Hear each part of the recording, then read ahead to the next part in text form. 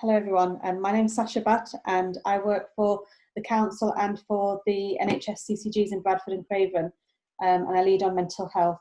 So I'm going to talk to you a bit about what we've been doing to improve our mental health services, because I know you'll all share the view of how difficult it has been to access our mental health services previously. So just wanted to kind of give a brief overview of what we've been doing to improve that.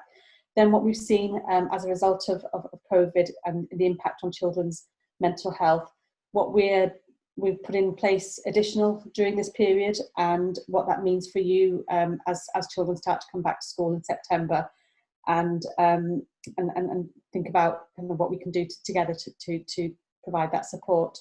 So I think, as I mentioned, we knew that we needed to improve our mental health services for children locally. We had long access to CAMHS waits, and there's a very disparate provisions of mental health support across our schools.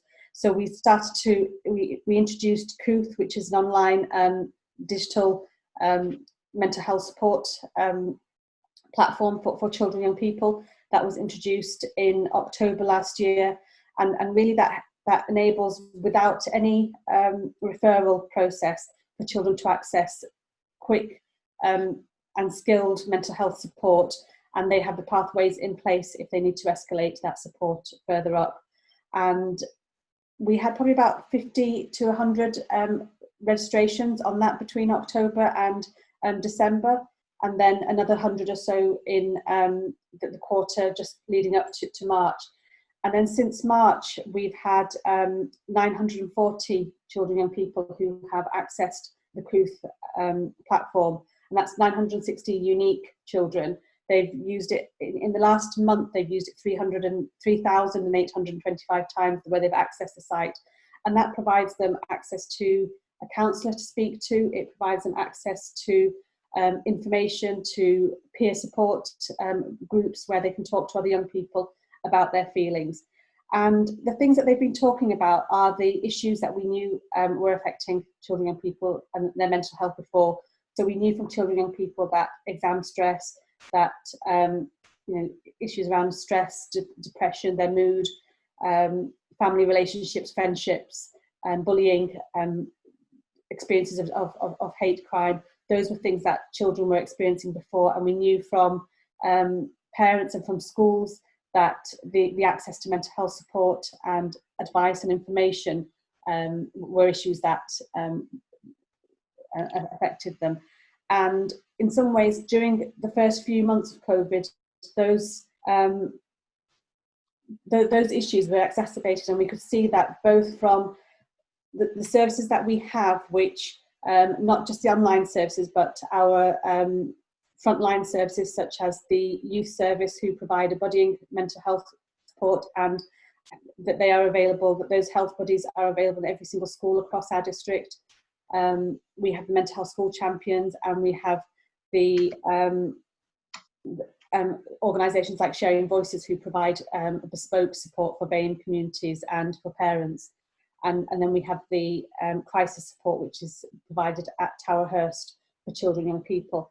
And together, the information from those services just showed us how some of those issues were exacerbated, that we were seeing much more presentations about stress, about depression, about feeling lonely, and seeing issues around family relationships in home. But also, I think, as John mentioned, that aspect of poverty and hunger has been a big feature in what children and young people have been talking to our practitioners about, and that experience of witnessing within their family the impact of poverty, the stress of poverty and hunger, but also the sleep difficulties that children have been experiencing. All of these things are things that we're seeing as a result of COVID and increasing the presentations to that. So one of the things that, so we did have some of our services which all moved to a digital format, but we did continue to provide some face-to-face support for children. That was for children that we were aware of who had mental health difficulties, and we could put that support in place. What we have found is a lot more young people have come forward, children that weren't maybe in contact with mental health services before, but also, as Jane mentioned earlier, about children who have physical health difficulties and the impact they're seeing. So we know from our wards that they're seeing a lot more children in distress, and we're working with them about how we can support children who feel distressed within an inpatient setting, but also children who have other physical long-term conditions. Just the impact of not being able to go out or see people, see friends, and do things that kept their positive mental well-being. Those things have been impacted. So what we have increased is that digital interface with children. We provided 430 children who did not have access to digital platforms with tablets and Wi-Fi access. And that's nowhere near. We know that there are a lot more children out there who need access to those devices, and we are fundraising and collecting money to do that. But we have provided 450 children with those. And then, as I said, we've been continuing some face-to-face work, either through street and garden visits, which aren't always appropriate when you're talking about your mental well-being, but has managed to maintain some form of social connection for them, but also identified some children who were struggling, who weren't in contact with services and weren't aware of our services. What we have started to produce is some packs which really describe that offer of support of mental well-being, both to services, but also ready to distribute to schools. So it describes the information and advice that's there for you as a school that can be provided, but also how you can navigate very quickly and easily our support through to specialist support. So those packs will be ready by August to send out to each of the schools, so that you've got those ready in place for September term. And I think some of the other things that we've heard, from young people in terms of what they're worried about coming back to school in September have been about about some of the things that they've experienced probably before, about bullying, about how they can maintain a safe environment.